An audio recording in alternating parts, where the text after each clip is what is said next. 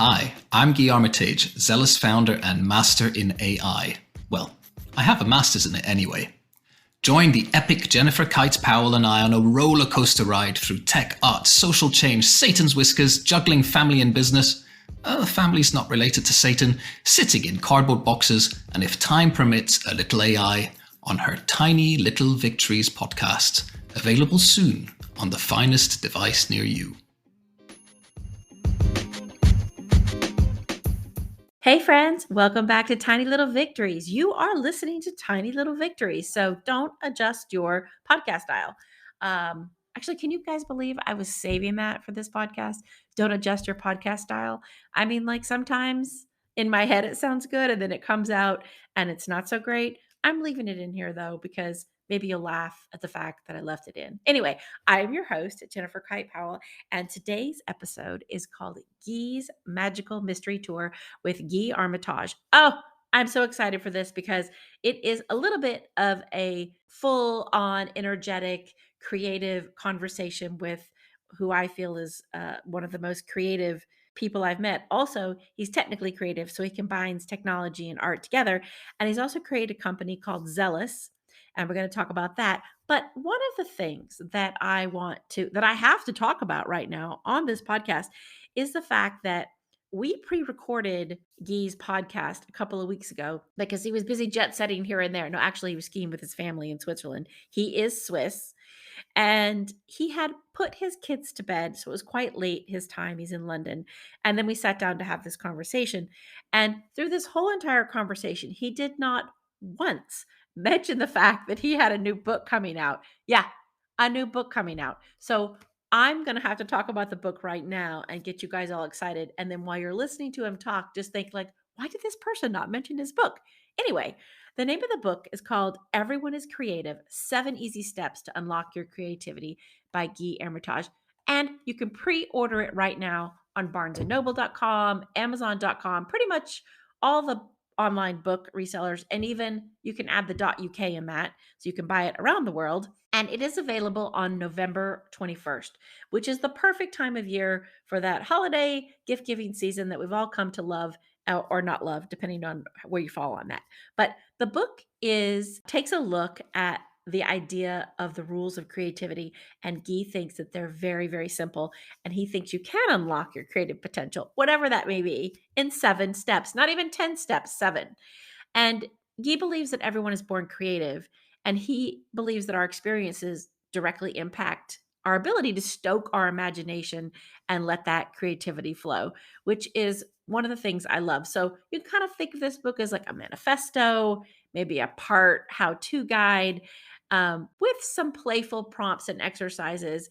And I feel like the book really just sort of arms you with this big, like, pen or paintbrush or, keyboard to be able to unlock your creative spark. Now, that being said, I just want to say that one of my most creative books on creativity out there is by Philippe Petit, who wrote the book called Creativity, The Perfect Crime. It's a fantastic book.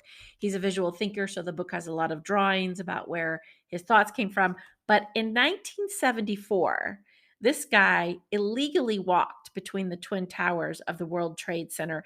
He was also a street juggler and a visual artist and a builder and a writer. I mean, I guess you could say he was a rebel. And I guess you could also say that he had a lot of tiny little victories that led him to where he is today. But it is a very great book, an unconventional way to look at, the artistic endeavors that we have in our life, from generating and shaping ideas to practicing those ideas and problem solving those things. And I think creativity encompasses all of those things. So I love it that Guy has a new book out. I feel like he might be the new Philip Petit in a little bit of a modern way. So yeah, that's a big send up. Go to barnesandnoble.com, amazon.co.uk, and look for Everyone is Creative, 7 Easy Steps to Unlock Your Creativity with Guy Armitage, who is coming up next on Tiny.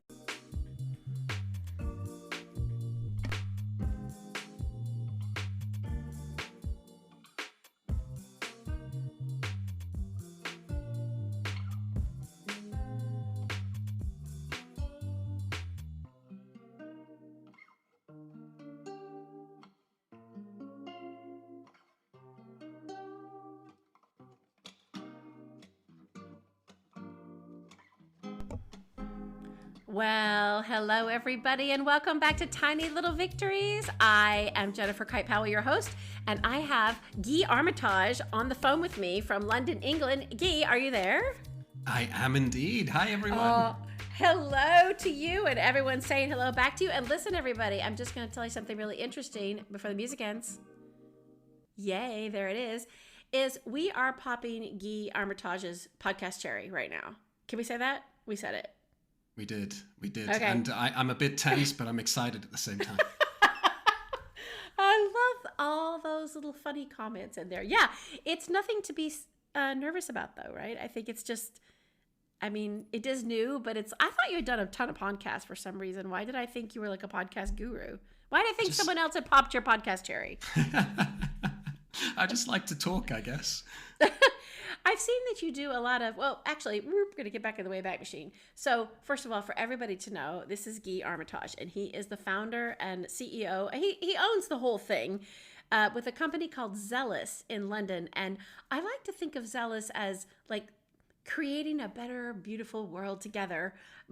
I like to think of you guys as that kind of company, but really you're a platform that allows for open submissions for artists to create, like to submit submissions for different art competitions or do I have that wrong? No, that's absolutely right. We started as a community of artists, and then we decided to find a way of being more useful. And it turns out that all the artists asked us for more opportunities. So we had to find a problem we could solve to bring opportunities to them. And so we started allowing awards and competitions to manage their submissions through us. I love that because I feel like the arts community or the creative community is always sort of like abandoned in a way when it comes to like helping them get their art or submitted to these places so they can have recognition, because I think a lot of times people are like, oh, artists, they'll be fine, right? And the fact is that like they need to be nurtured. They need to have platforms that support them, because it's hard to get recognized, isn't it? It's hard to find where you need to be to show your work, I think. And is there anything else out there like this? I don't feel like there is.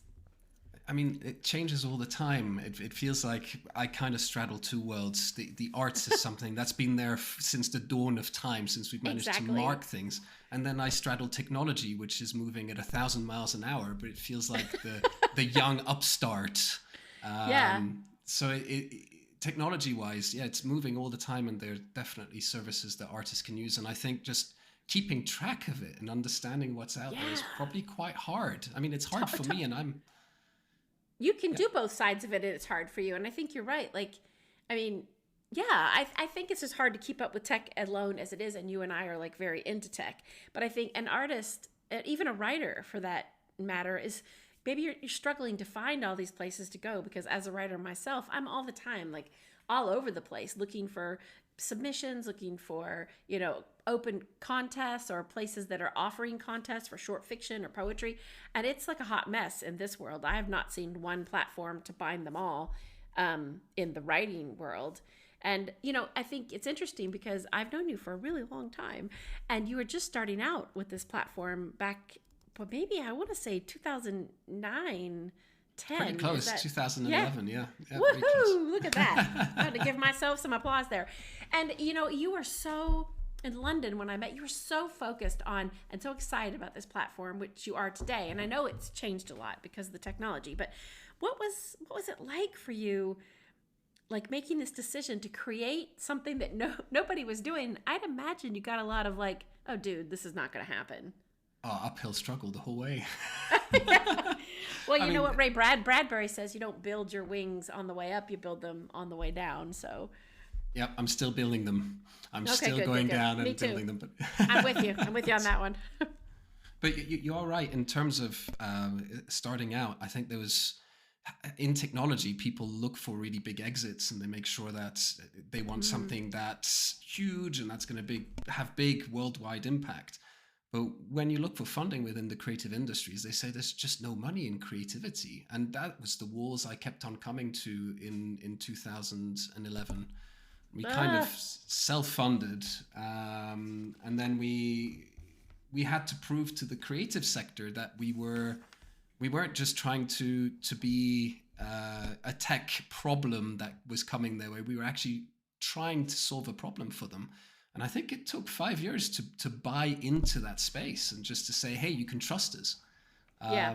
So it's been, Yeah. I mean, I tell people I bought an education.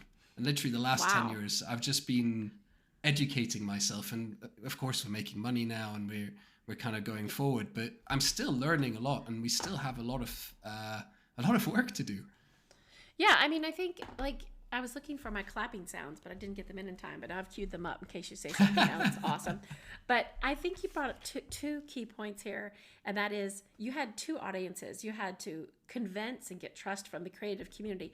I totally get that because again, it's hard to be an artist. Like, why would you trust them? Why are you going to trust somebody else to make another problem for you? And now you got to learn this technology. And how do I know you're going to get me to where I need to go? And then you've got the issue of these.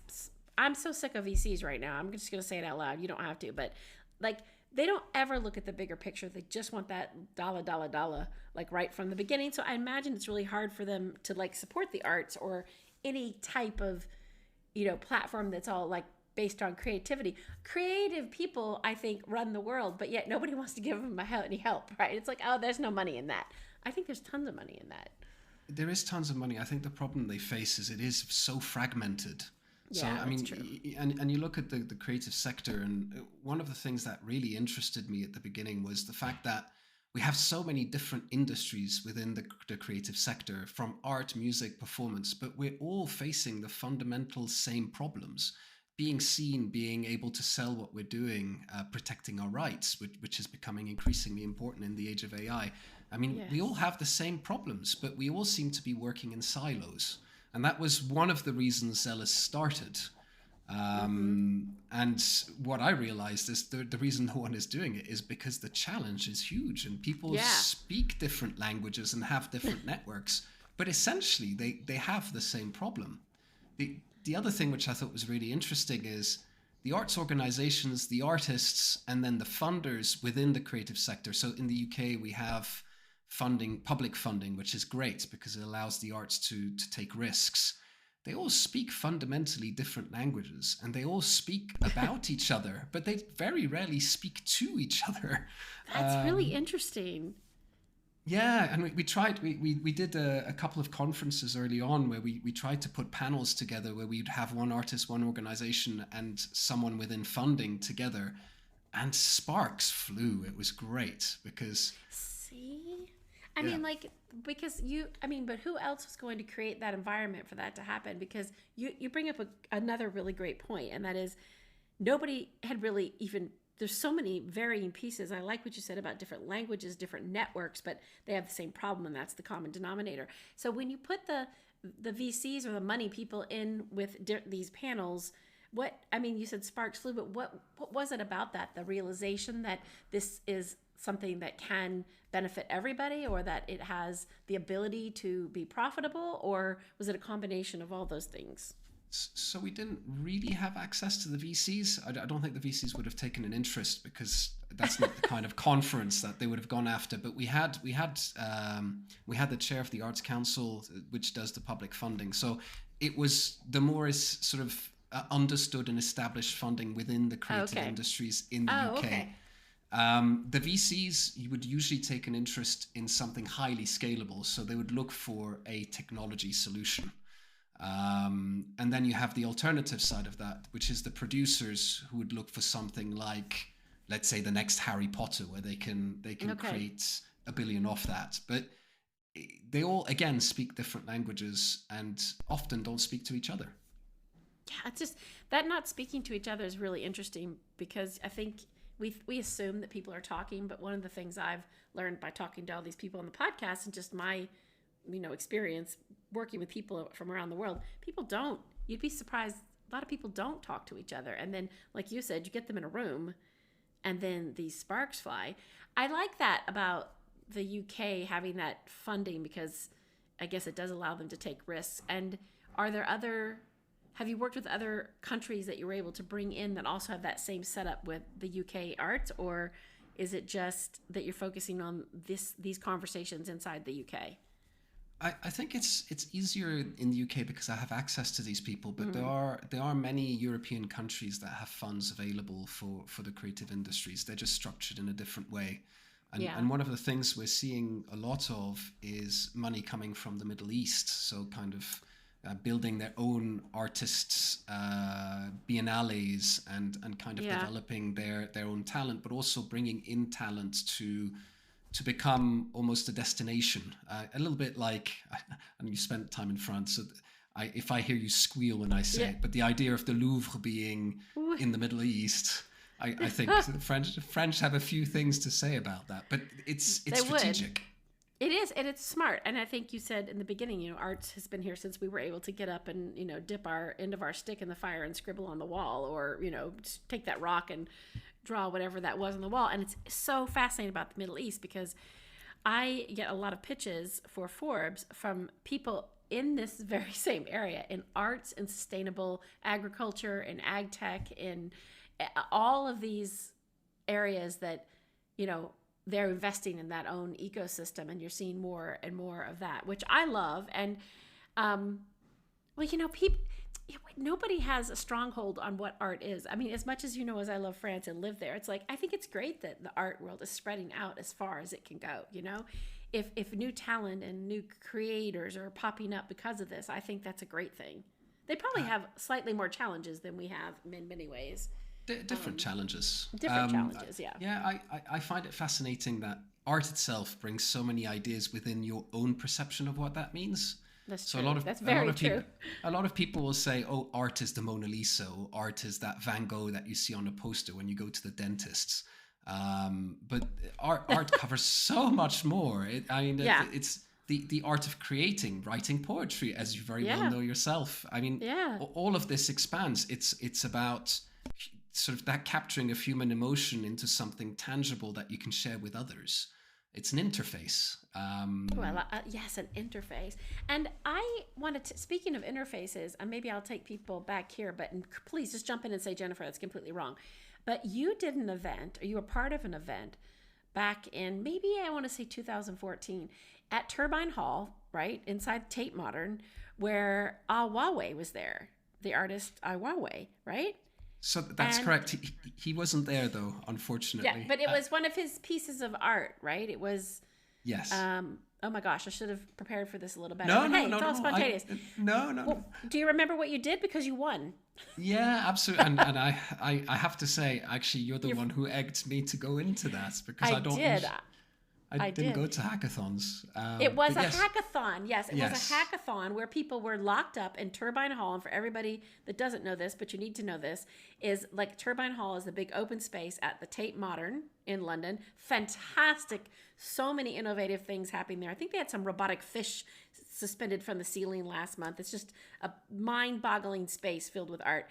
And they had put one of his, I think it was the moon. Yes, it was one of his pieces of work. It was the moon, I think, and people were locked up, and you guys had to hack using technology reinterpretation of this piece of art. Please tell me that's right. Yeah, it's very close.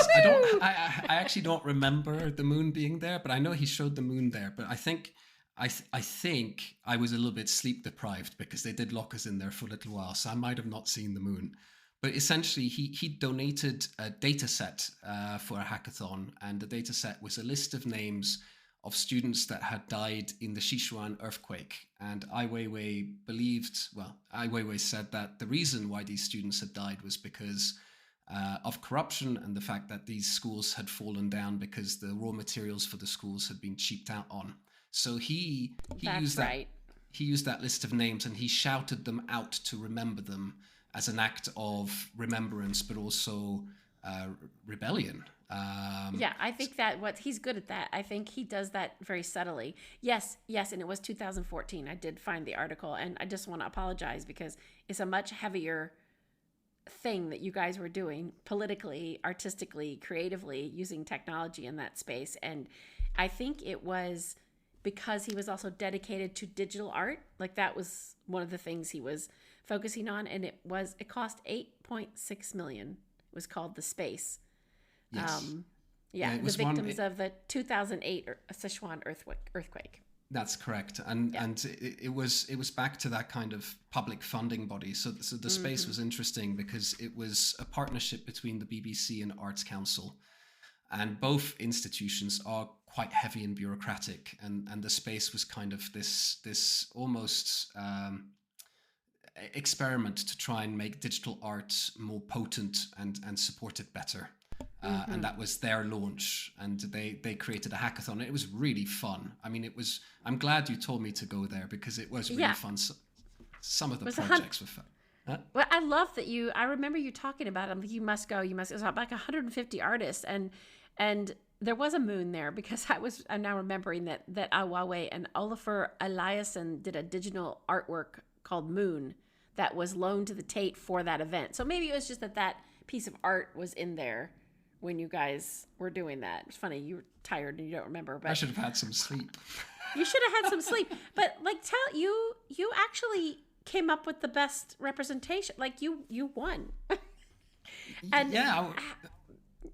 But what was that exactly? Like, what was it that do you remember what you did? Yeah, absolutely. I mean, I didn't win solely. I found other people within the space to work with. And at the very beginning of the hackathon, what they did was people could stand up and share ideas or thoughts or inputs to try and get the ball rolling. And this guy, Gavin, sort of stood up and he said, "Oh, I have this server that's been hacked. I don't know what to do with it, but maybe that will get some ideas rolling." And we got together in a conversation, and 2 other people joined us. And essentially we came up with the concept of a honeypot server, which was unsecured, which got a lot of attention, that we just left lying there on the web. And each time someone tried to hack it, depending on the severity of the hack, we would play a different sound. So it started playing music. And we wanted to go a step further. So that what was really interesting is it didn't really take long for it to be... are you still there? I'm still here. Oh, Are you sorry. still here? Yeah, for some reason my computer went off for a second. Anyway, I'm still here. Hey, so we're being hacked. You're being hacked. So yeah, it was playing music, but I think within a couple of hours that server was found, even though it wasn't something people knew about. Really? And then what we thought was really interesting was the data set that Ai Weiwei gave us.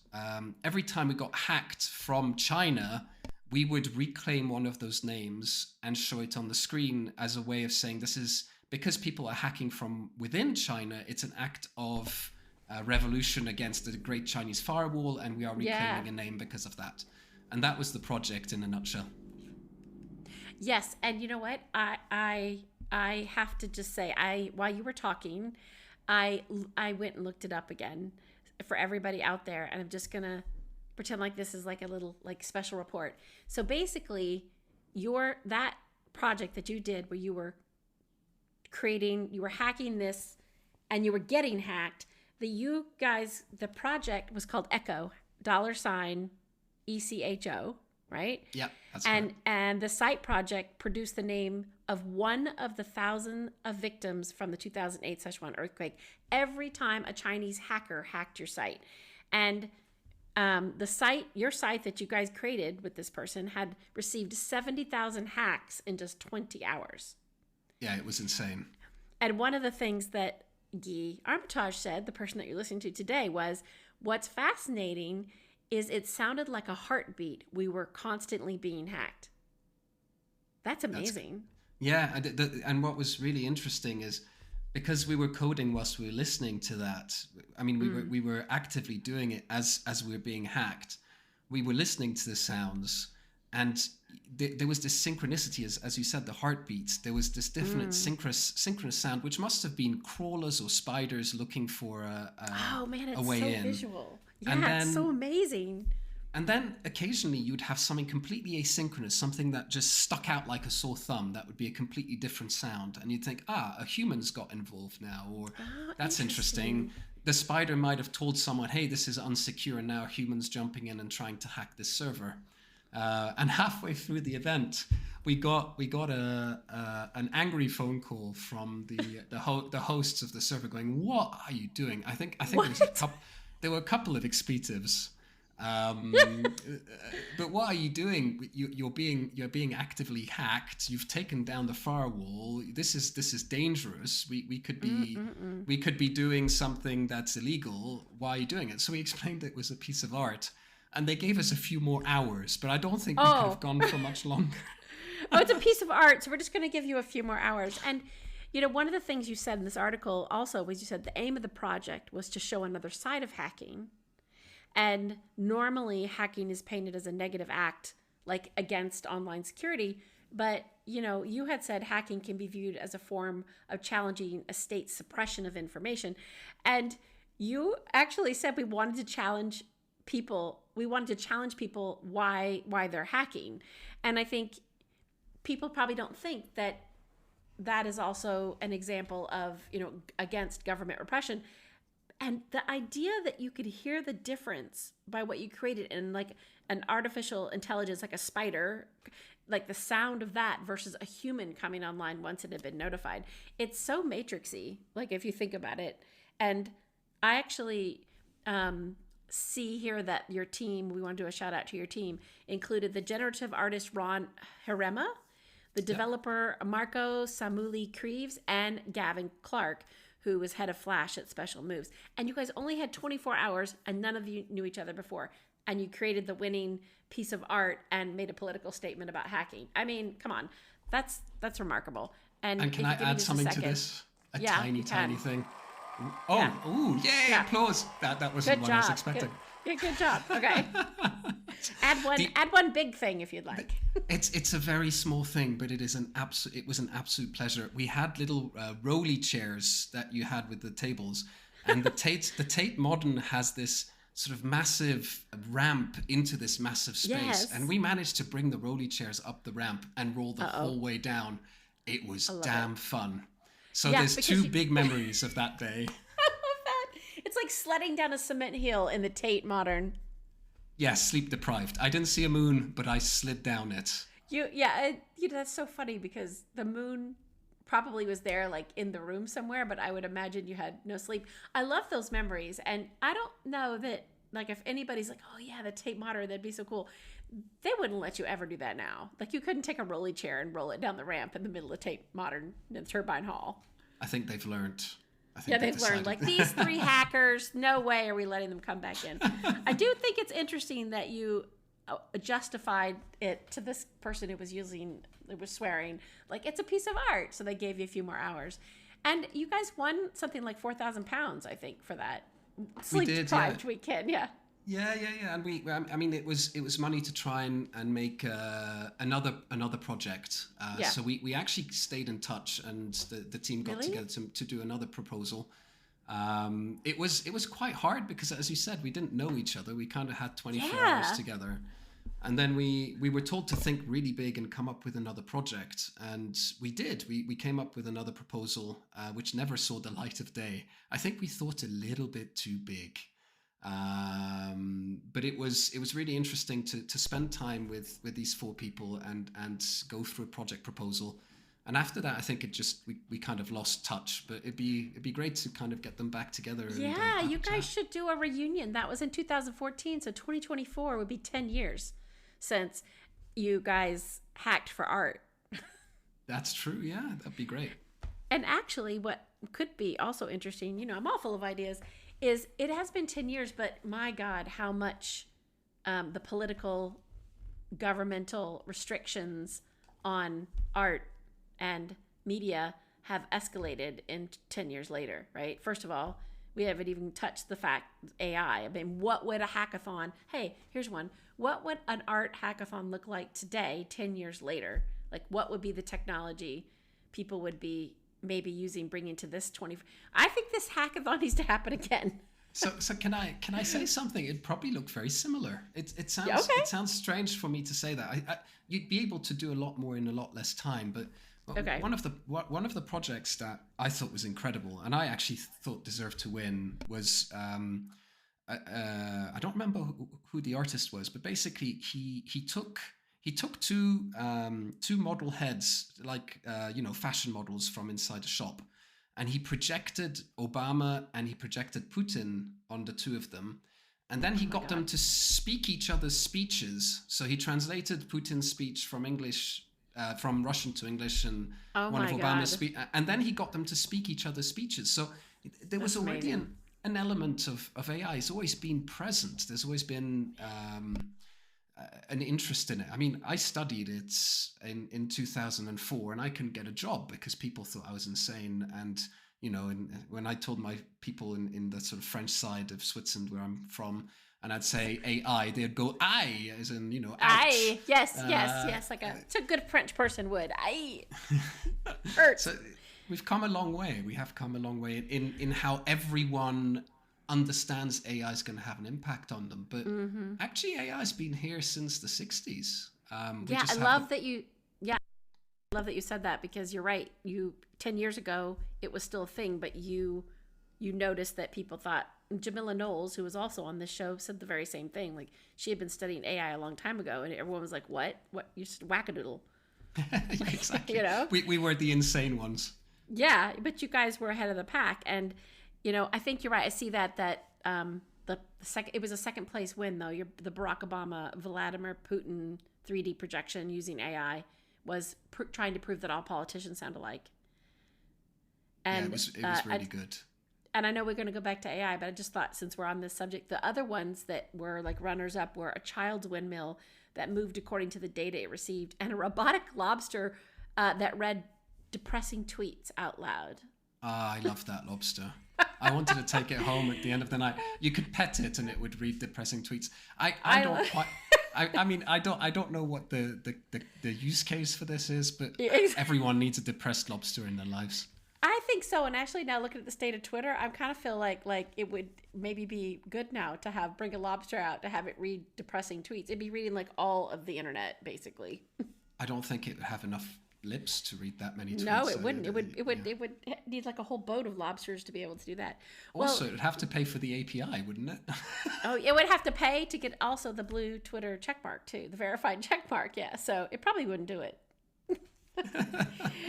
Now, you mentioned about 20 minutes ago, you were talking about some of the issues around, and we just started to talk about AI, but now we've got a lot with intellectual property and property rights, and now the AI is here. That's even more challenging. So what are you seeing, or what are you worried about when it comes to AI and art? Because I know it's just like the velocity of this thing is just scary at this point, but art is a whole different part of what we're seeing with AI, because to me there's a lot of intellectual property there, a lot of protection of pieces of art, and I'm just wondering, like, people are creating art with AI, but is it there is art? So much. Yeah, there is so much to unpack there. I mean, yeah, I could fill 6 hours. I think there is precedence, which is what's interesting.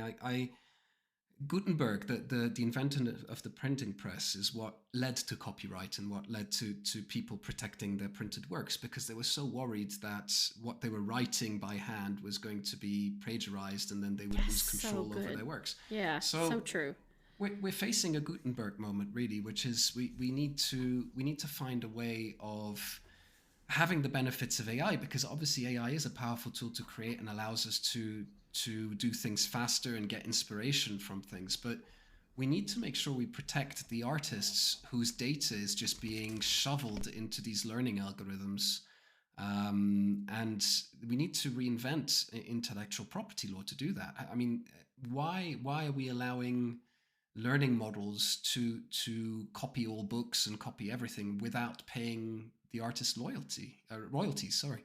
I don't understand that. So there needs to be a restructuring to try and protect the artists, because otherwise what will happen is the only thing that will create is the AI, and then we'll just be in this weird sort of gray area where we have this flood of AI junk that's just being created without humanity sort of increasing its value and making it more interesting and more up to date. I mean, if you ask AI about the future now, it's going to paint a picture of what we think the future looks like, what humanity thinks the future looks like. But if you had AI in the 60s, it would have given you black and white flying cars and robots and all sorts. Yeah, exactly, because that's what we thought the future was. Yeah, but it can't come up with a different concept at this point. So it's humanity that's feeding this beast, but the beast is just regurgitating what we are feeding it. So Yes. if we feed it rubbish, and if it starts just getting its own data fed back to it, it's just going to fade to like the lowest common denominator. And you see that. I mean, yeah, you already do see it. Yes. And that's what's disturbing. I think, like, there's just a couple of things that you said here. You know, why are we doing this? Why are we letting it sort of gobble up all of these data sets? And I think you probably read this, but there was a story recently about Samsung that it inadvertently leaked all this sensitive company information via ChatGPT in 3 separate instances. And now all of that in their use of ChatGPT is now becoming like absorbed into that data set. So all of their code is now inside here as a data set for anybody to pull on. I mean, yes. Well, you know what they say, right? If you pay for something, if you don't pay for something, you're the product. So yeah, we are the product. And they're going to sell it back to us. Yeah, and your other point, which is, I love all these things you've said, and we need to reinvent IP, and that's so true, is that this idea of humanity feeding this beast is what's so scary to me, because we're scary right now, and I don't think we've even stopped to think about the why. Like, I think this like it's like piranhas feeding on something, and I do get a little concerned. And you mentioned these things about like if it was the 60s, it would see a different picture, and now it's taking what we're feeding and presenting this other picture. But I get concerned because AI to me just seems like a pleaser. It just wants to give you, it always wants to give you an answer. It will never say I don't know, right? It doesn't want to say I don't know. It goes and sources through all that to come back and give you an answer. And one of the best examples I think I can give right now about that is a young college student that I met who said he was studying ChatGPT and he was using it to help him write code. And I said, "Oh, are you sure it's going to write the right code?" And he goes, "Yes, because I know what right code looks like." So he was saying that he has it save himself time, and he goes back and then he goes back and reviews it, and he feels confident that him going back and reviewing it, because he knows code, he can just take one glance and he can see that it's fine. But the things we're talking about are very nuanced. Yes. Yeah, and Art, with codes, writing, sources, stories. Yeah, and how easy it is to manipulate the human brain too. We're made to believe certain things. I think actually one of the scariest things about ChatGPT is the fact that you don't really have a link to the source. So you're getting this answer, and it's kind of coming to you as the answer, and you're like, okay, and that's great. But I go right now, the only thing that allows me to work out whether information is legitimate or not is to go to a specific website and get that verification. And I might go to a specific news website, and I might and that's what allows me to trust it. And sometimes, even at this point, sometimes I don't trust the news, but that's a different matter altogether. Well, I don't either. I actually don't either so much anymore, because I don't know. Are they using ChatGPT? How do I know someone's checked that? I'm not even sure anymore what I read, to be honest. It's hard. So that kind of gold standard of knowing, well, who is speaking to me? I know you. I trust you. I know you've got it. But when ChatGPT gives you an answer, it could come from literally anywhere. So when you are talking about code, you're right. It's a very structural thing. It's grammatical. If you're a good coder, you can see what's right, what's wrong, and it's fantastic in saving you time.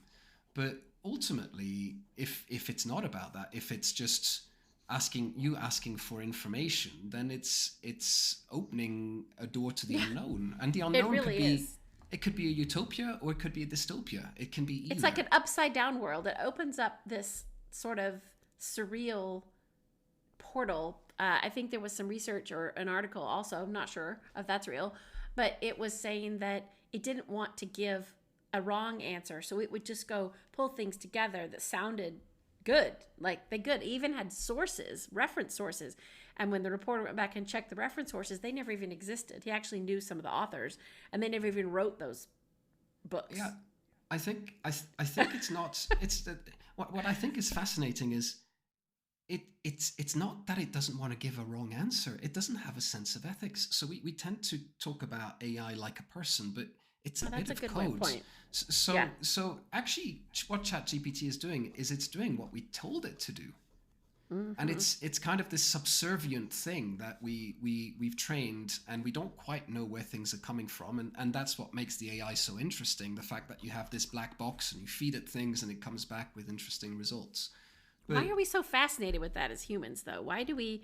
Why? I mean, you connected some of this, intellectual property and copyright to the Gutenberg moment, which I love.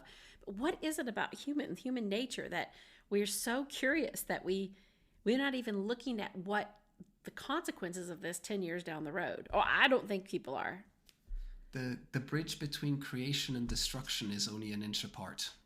Oof. So I think what people are doing is they probably have the right thoughts in their minds. They want to cure cancer. They want to put people on the moon. They want to solve global warming. They have all these good use cases. They also perhaps want to protect ourselves. So if you are talking about political conflicts, AI is going to become the next weapon of mass destruction in some way. You need to be the first person there. It's like quantum computers, all these sort of emerging technologies. Because we don't know enough about them, they become a threat. So we need to be first. Yeah. And that's why people invest a lot of time and effort. But it doesn't take much to slip up, and Yeah. that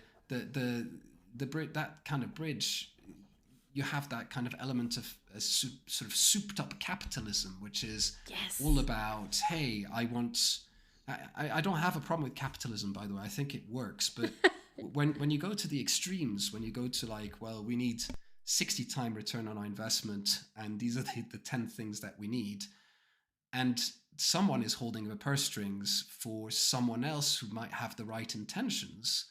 If the purse strings are taken away, then all these efforts are taken away. So it can be corrupted by that, and it can be reshaped and become something different. So Yeah. and there's this cloud. I guess it's this cloud of unknown. We don't know if everything is just this if everything is changing massively, or if it's changing a little bit. And even the experts don't know. They kind of like, well, we could be a step away from a god machine, or we might just be able to fix your grammar. Yeah. And I mean, it these are seems like such polar opposite things, right? And I love that you're putting that into perspective, because I find that oftentimes the media, or maybe the early adopters, will just gobble this technology up, and then it's like they're just throwing it out. Let's see how it works here. Let's see how it works here. Let's see how it works here. And then in the meantime, you've got these, like you said, vastly different use cases. It could be like fix your grammar, or review your code, versus like reformulate medicine that makes it more effective. And those are to me, one feels like folly, and the other feels like practical uses. And I think we tend to go overboard as humans, and everyone was using the lens, or not lens, but an AI to like replicate themselves. Like, what would AI turn them into? Everybody looked like a fairy, or like like a princess warrior from some video game. Everybody looked the same. Yeah, which I thought was really interesting. Yeah, I mean, it's like all new technologies. Right? I remember looking at Instagram filters for the first time. And I thought, oh, this is so cool. And then within 6 months, you're like, oh, everyone looks the same. Okay, we need something else. We are so obsessed with ourselves, aren't we? We are really obsessed. Okay, welcome back to Tiny Little Victories. And I feel like we were hacked after all this talking of hacking. And I think where we left off was you had asked your 3-year-old son what he would want to talk about, and I lost you then. Yeah. So we were talking about ego. I think that kind of brought us onto my family, and we were talking in the bath, and my children and my wife were there, and my 3-year-old was asked what he would speak about in a podcast, and he said his birthday, and my 5-year-old said she'd talk about her family. Aww. And then my wife said, oh, well, your father's going to talk about himself. So it made me feel really bad. What was their reaction to that? I don't think they were surprised. That's so funny. It's really depressing to think at the age of 3 they already realized that I just like talking about myself. But yeah, at least they're ready for what the world has to offer. We are all Exactly. I think obsessed with ourselves and exactly. Instagram We're and all obsessed with ourselves. You're giving them a first-hand account of that. But I do like it that your son wants to talk about his birthday. he hasn't had many, so I think they Yes. mean something to him. Yeah, see, exactly. And that's a perfect example of perspective, right? Like he's had maybe two birthdays, he's going to have a three birthday because that's a big thing, a birthday for a child. Like you get excited about it and it's something you look forward to and you are literally the center of attention. It's all about Yeah. you. And did you realize that time just speeds up as you get older? So as Oh, your kids, yes. every day means a lot more to you because it's a smaller fragment of your life. But as you get Yeah. older, your day gets a smaller fragment of your life. And eventually, when you're 80, it was an 80th of what it meant when you were one. Oh my God, that's So like a really relatable math problem. That's so it is, true. yes, an easy math problem. An easy math problem. Well, I mean, I know you and I could talk for 6 hours straight, but I did want to ask you before this technical glitch and maybe we were hacked. Well, I know we weren't, but it's fun to think we were. What do you think the biggest problem is facing artists today when it comes to AI? Are they concerned about it, or is there going to be a remedy for it, or what are you feeling? What's your feeling on that? So you've used two really broad terms. You've used Uh-oh. AI and you've used artist, which means I'm going to have to give you a really broad answer. Oh, you can narrow it down. What would be a better way to ask that question? No, I think that's a really good. I think it is a very good question. Or I I could toss think, an intellectual property in there too, and you could just have like a juggle. well, intellectual property is definitely something that needs to be looked at, but I think that is a little bit outside of the artist's hands. Unfortunately, I think we can obviously talk about it, and they can push towards it, but ultimately, I think the biggest problem for artists is no one really understands what all of this means. Even if we work within the sector, people get excited by it, people get terrified by it. No one's really explained to them, hey, AI means so many different things, and some things can be good and some things can be bad, and we need to find a way of separating the good from the bad. We also have to understand whether or not it's going to displace them from what they're doing. I think people are worried about their livelihoods, and I think some people should be worried. I think Hmm. there's going to be some impact, but it means we need to be agile. And I think what has held true for millennia is artists and creators have been agile. And even the last 20 years, their tool sets have changed so much. The way that they deliver their craft, the way that they create has gone from, I mean, if you're a photographer, you've gone from having to create film and develop it and having that kind of scarcity of medium to, hey, everyone's got a phone in their pockets. What makes me a photographer? How do I compete with that? All of these big changes have happened. There's some more changes coming. So I think just the unknown is quite scary, and also where Yeah. to get information that serves them, Yeah. um, because there is so much information about it. I mean, we are flooded with it. You open Yeah. anything, and everyone's an AI expert, and you think, where were you 20 years ago? And Yeah. what's happened? Yeah. Um, It's going back to your experience when you first started, or even Jamila's experience. It's like now everybody's an expert. Now it's totally okay to talk about it. Everyone's out of the closet on AI, right? Now everybody's talking about it. but everyone was an expert on metaverse and crypto, and I mean, we've Oh, seen we've yeah. seen how these houses of cards have come down, and everyone's kind of hidden it under the carpet and walked forward Hmm. and gone somewhere else. So I don't know if there'll be a bit of AI under the carpet in a year's time. I think we're desperate to find the next big thing, Yeah, I think and we are too. I agree with that. Chat Chat GPT kind of showed its face, and it is the wow factor. It's the moment where everyone sits in the cinema and sees a black and white train racing towards them, and they panic because they've never seen a train coming out of the screen Yeah. before. Yeah. Um, And it's, Technology has marveled us for yes. centuries now. And I always love when you talk to people who grew up on black and white TV and they talk about how it felt to see things in color. Like they said it was very like unsettling. Yeah, yeah, and the Lumiere brothers, the first film, people screamed and ran out of the Yeah, cinema. exactly. I It I, was I very mean, scary. but we've had that over and over again. I mean, there's for example, when they were testing nuclear bombs. Obviously, this is a very destructive force, but it's Mhm. it's been constructive in how it's allowed us to create energy, sort of more renewable. Well, it's not renewable energy, but it's less than Yeah. coal. Yeah. But when they were detonating the first bomb, a question they were asking themselves is this bomb going to ignite the atmosphere and going to burn up the entire Earth? That was a question they were asking, and the physicists gave them an answer, and we giggle about it now, but at that point it was a question that was important to ask. Yeah. Now it's a silly question. I think we need to have these silly questions about AI that we ask, and that define what that really is. They didn't know what nuclear fusion could do, or fusion, right? Um, we don't really know what AI can do. We have to have Yeah. this moment where we can ask these silly questions I and make agree. sure that we create these frameworks to try and protect from the real threats that are available to it. I I mean, agree, and I think that human curiosity in one direction and wanting to see what you look like in AI, or walking through a virtual reality, augmented reality version of a painting, is still just as important. We need to know. And there was someone else on the podcast that I spoke to, Mark DeCock. He actually is running right now, and he actually thinks that AI is going to evolve to be much more personal than it is now. It's going to be sort of everybody will have their own AI engine. You'll be feeding it with your own data to get back what you need. And I had never heard that before, and I yeah, it's thought that was scary though. yeah, it's It's, it's, scary, but so the idea of a really personal AI is interesting because you can, but then you're opening the door to things like, I have all of my data. I've created an AI that's personal to me. I die, and then my wife would like to create a version of me in AI and ask me questions post mortem. yeah.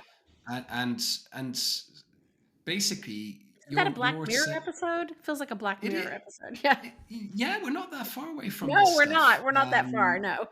There's two examples which I find fascinating. One is much older than the other. Do you remember the Sony dog, the Aibo? Like Yes, this, Ivo. Yes, I love and it was robotics. I remember this dog. ah, it was fantastic. And then they Yeah. discontinued it.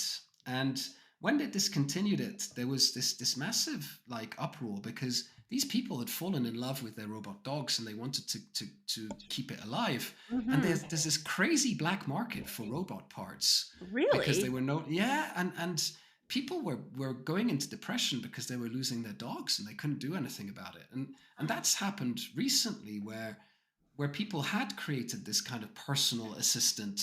I Hmm. mean, pornography is usually the first thing that takes Yeah. over new technologies. So I imagine there's an element of that and kind of a partner that you can speak to.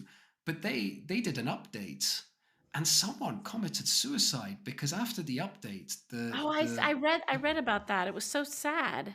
yeah, but when you're starting to create these emotions with a machine, and when you hyper personalize it, you have a responsibility Yeah. towards these people to keep that entity alive and going. And it kind of there's a parallel also with self-driving. So self-driving is a very physical thing. You can see it. With AI, it's kind of abstract, but with self-driving, I'm sure we can do sort of have self-driving cars. But then what happened is legally they realized that if a self-driving car had an accident, even if it was a really small percentage of it happening and it killed someone, the person who built the self-driving car would be liable for it, Yeah. not the person driving it. And I think that's what sort of put the brakes on the whole thing, because suddenly these manufacturers didn't want, even though the percentage of an accident was low, it's Yeah. still a huge amount of people, and Yeah. And it that's a put really, the really onus on good. them. That's an excellent point, and that you bring up about assigning emotions to these things and like bonding these things together. And I think if you look at the car story, this car example, like self-driving cars, I do think that companies tend to be very bottom line oriented. They're capitalistic by nature and they don't want that responsibility. But if it was a way to shift that to the person, I'm sure they would be fine with it, right? Like, because I feel like there's a clash coming between a them and a us. Like, I feel like us people, humans, probably need to ask these silly questions and come back with, well, do we really want this to go in this direction, versus big tech companies deciding what direction we need to go in. And that's where I get a little nervous about this elitist like tech company Oh my God, I don't know what I sound like when I said that, but I do feel like a lot of times they're making these decisions for us because they're testing things, right? They're testing Meta. They're testing, putting Mark Zuckerberg in his crazy face and his crazy t-shirt out in the metaverse, and you can have this new connection with people. They're just testing things to see if they work. Where's going to be the soft spot that they can go in with us, with all the data that they already have on all of us, all of our actions, our likes, our behavior, that hasn't even, I think that we've just started to scratch the surface of what's going to happen with all of that collected pooled data. That's why I think ChatGPT, AI is, like you said, it's software. It's not a person. It's just gathering all of this information, and it's going to create, right now it's just a lumpy piece of clay, that hasn't been sculpted yet to bring it back to art. But what will that, be in the end? Will it propel us forward? Will it sort of erode and corrupt and sort of disintegrate, elements of society that keep things going? I don't know. There's a lot of silly questions that need to be asked, that's for sure. And sometimes I lay awake thinking about it. I'm like, oh no, we're not there yet. But then you see another news story and you're like, oh no, So one step closer. But one step closer. My worry is we've been creating problems with technology for the last 10, 15 years, and we haven't yet tied up these loose ends. I mean, the impact of social media on society, the fact that we've managed to coerce governments, just like manipulating people to vote in a particular direction, or all of this is, they are That's already been just so harmful that we have. But yeah, I feel like we've created a big problem, like you said. It's been creating big problems with technology. But I think the pace that which we're running in, we have not stopped to think about what you just said, the impact of social media on skewing elections, on people's perspective of voting one way or the other. And I honestly just feel like a lot of people don't care. That's part of the apathy of human nature versus, the people that really do want to ask the silly questions and come to resolution. The gulf is just getting bigger. It's getting bigger and bigger. We're just reacting more without solving any problems. I think the problem is, I don't think it's apathy. I think everything is so big now. I mean, we put a lot of trust in our brains and the ability to digest that much information, but we are working in an exponential world. So yeah, that's true. The ability for us to digest the information and be able to be useful, and it's exhausting. Some people just not bother anymore because they realize that it's kind of, you have control over a certain amount of things in your life, and you need these things to work. And if you can't control things outside your domain, sometimes it's better to focus within your domain and have control over that. And I don't blame people for that at all. I think there's a need for that. And you don't want to be worrying about everything all the time. I mean, when the Cuban Missile Crisis happened, everyone was worried about nuclear war everywhere. But people got on with their lives. They needed to put food on the table and get their kids to school. And there's these two weird worlds, isn't there? There's the kind of totally. And I do think that a lot of what happened with COVID. I mean, I think a lot about what came out of COVID, the bubbles that it created, and maybe there is a little more concern and focus into what you said, just going on and living your life in a healthy, happy way, getting kids to school, being around people you love, like just doing meaningful things for you that make you be your authentic self. That's a little bit sappy, but I think that maybe part of that disaster helped people kind of reel back a little and think about what it is that they're doing and how to live in that bubble. I call it the bubble. And maybe also it's one of the reasons it's accelerated even faster coming out with. I mean, it was very quiet there for a while, and now I feel like things are very noisy again, and everybody likes to latch on to something, Absolutely, I think the bubble analogy is really interesting because if we'd been born 50 years ago, we wouldn't have had access to all of this. So the bubble is a relatively new thing. It's not so much living in a bubble. It's functioning in a world where information is coming at you from every angle. And maybe that is just, we call it a bubble, but actually as humans, this is what we need to do to be able to function within an environment that's working so quickly. And Yeah. yes, some humans will worry beyond that, and some people will focus on these problems. But if you're doing a specific role, if you're making pots, for example, Yeah. just being able to make the best pot possible, and make something incredible with your hands, and Yeah. feel that satisfaction, and then being able to sell these pots to be able to sort of fulfill your lifestyle. These are the kind of primary focuses. And then how AI is going to dislodge that from you is probably a secondary one. Yeah, I think you're right, and I think we do have information coming in at every angle. I think I have to work really hard to keep that incoming at bay, and I have like created a lot of protection mechanisms for myself to only spend this much time online, to only have this much phone time, to only never turn the, I really had to put these in place because one day I woke up and I was like, oh my God, I just feel in like heaped, like my life was encroached upon by all of these things. And when I began to push back and set these boundaries, some people were, well, how am I going to reach you? I'm like, you don't need to reach me. I don't need to get an emoji from you today.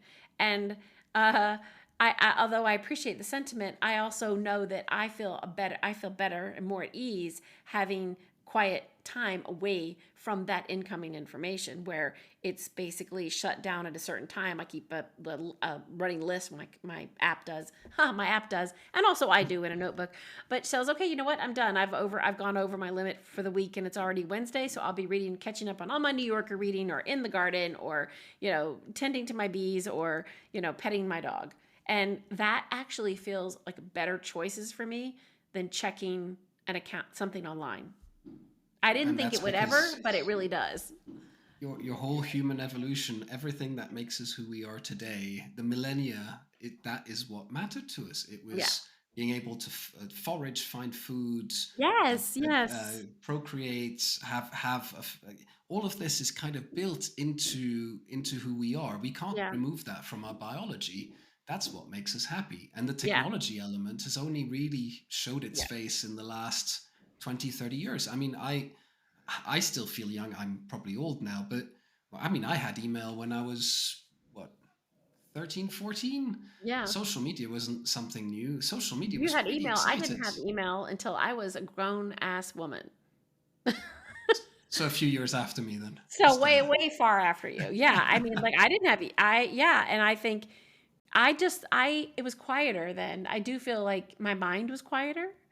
Um, But I love the way it connects people. Here we are connected. We lived together you and I were in the same city for a while. Now we're not, but we're still connected. So I appreciate that. I love that because I wouldn't have been able to live the life I led living in Europe and in France or traveling the way I did over there if I didn't have technology.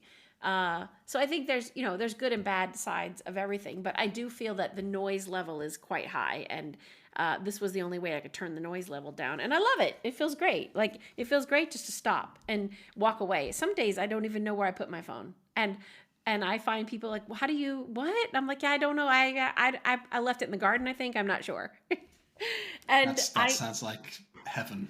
yeah, it is heaven. I did actually leave it in the garden a couple times and found it like 2 days later. I'm like, oh, there you are. Hello. Hello, little If you phone. do that in the UK, your phone's not going to work for very long, or someone Yeah. will nick it. Yeah, well, that's true. That's true. That's true. Well, you know what? I love this conversation and I love your brain. I love how you think. And you're like full of beautiful one-liners today that are just pouring out of you. I've been taking notes at the same time. And I know it's very, very late over there. You've got all the kids in the bed, and your wife's probably standing there like, "Come on already." No, that doesn't sound like her at all. Actually, knowing her, No, she's super excited. I'm out of her feet. Actually, she yeah, wants me that's to what do I more was gonna podcasts. think. That's what I was gonna think. And I just want to thank you from the bottom of my heart, as a friend, as a professional, as a human that I admire. And I just want to thank you for spending the time to come on Tiny Little Victories. So thank you very much. And I have to return those thanks for having me. It was really nice to speak. And I think what we should do is we should get everyone on your podcast together and just have a feast and just have a conversation. How great would that be? Well, that's the end of this episode of Tiny Little Victories. I hope you enjoyed Guy's Magical Mystery Tour. I have put all the details in the show notes for where you can buy his new book. Remember, November 21st is coming out, so you can pre order it now. And all the places you can follow him on social media, should you choose to do so. Um, next week's guest, I have been talking about for a while, but he's finally here. So his episode's finally coming out. And this is with Chris Brown. He currently works at NVIDIA, one of my favorite companies. And he is the sum of many experiences, but he's always at the heart of innovation. He likes to be right there at the heart of innovation. He has a lot of opinions about innovation. And next week, he's going to talk about living in Kiev during COVID-19 and why crypto is the biggest grift ever. And this is a really great conversation because he comes back to some points that are sort of bubbling up again right now around this sort of elite group of tech leaders that are sort of pushing agendas on us. And he is going to get into that. Chris firmly believes that startups are help drive the world. And he also believes that foundational technology matters in everything that we do. So I'm so excited to share this podcast with you and to let you meet Chris over the podcast. So next week, come back to a new episode of Tiny Little Victories, and we'll see you then.